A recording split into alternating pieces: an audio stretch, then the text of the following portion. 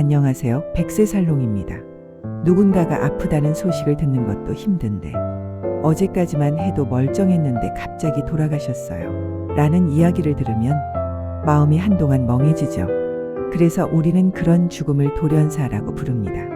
너무 갑작스럽고 준비할 틈도 없어서 남은 사람들의 충격이 훨씬 더 큰 경우가 많아요.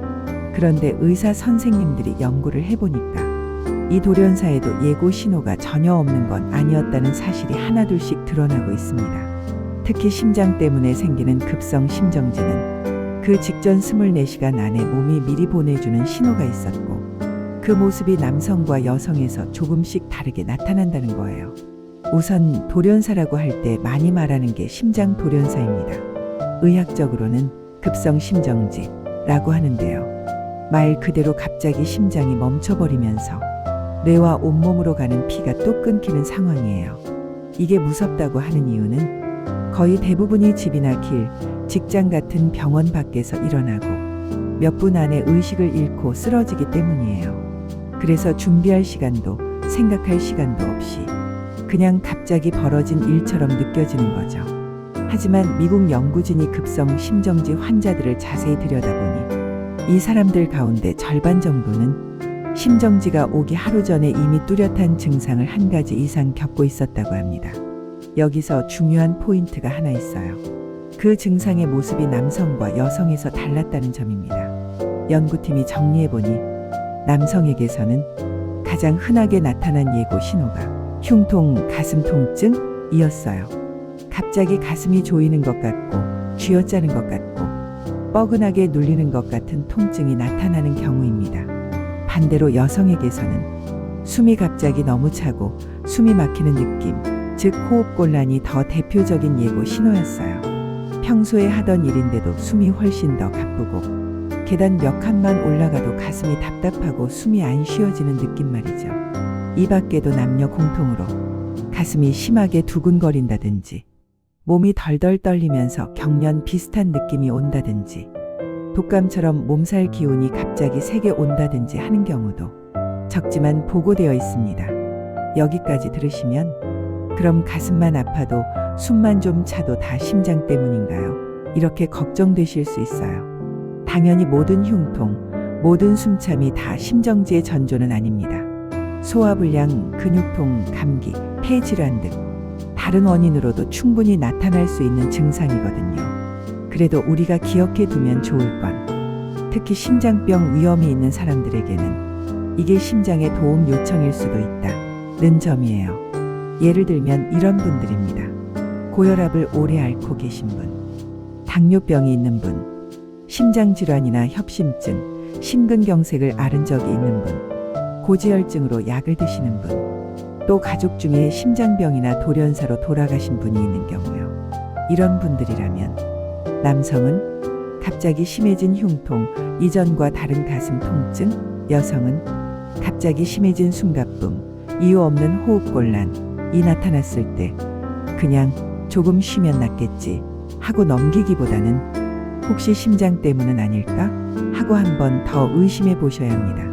조금 더 구체적으로 말씀드려 볼게요. 만약 이런 상황이라면 가능하면 지체하지 말고 119나 응급실을 고려해야 하는 상황입니다. 가슴 통증이 쉬어도 5분 이상 계속되고 점점 더 심해지거나 식은땀, 메스꺼움, 구토, 숨가쁨이 같이 오거나 왼쪽 팔, 턱 등으로 통증이 퍼져나가는 느낌이 들 때 혹은 이유 없이 갑자기 숨이 너무 가쁘고 말을 길게 하기 어려울 정도로 숨이 차고 가슴이 답답하면서 얼굴이 창백해지고 어지러운 느낌이 같이 올 때 이럴 때는 내일 아침까지 보자는 생각보다는 지금이 바로 심장이 보내는 마지막 신호일 수도 있다는 마음으로 조금 과하다 싶어도 먼저 안전하게 움직이시는 게 좋습니다. 특히 부모님 세대를 떠올려 보면 아버지는 가슴이 아파도 괜찮다, 좀 쉬면 된다 하시고 어머니는 숨이 차도 나이 들어서 그렇지 뭐 하시면서 그냥 지나가게 되는 경우가 많죠. 오늘 이야기의 핵심은 이것입니다. 남성에게 갑작스러운 흉통, 여성에게 갑작스러운 호흡곤란은 그냥 나이 탓, 체력 탓으로 돌리기엔 너무 중요한 신호일 수 있다. 앞으로는 이런 증상이 보이면 조금만 더 눈여겨보시고 주저하지 말고 한 번쯤은 심장부터 확인해 본다. 고 생각해 주셨으면 좋겠어요.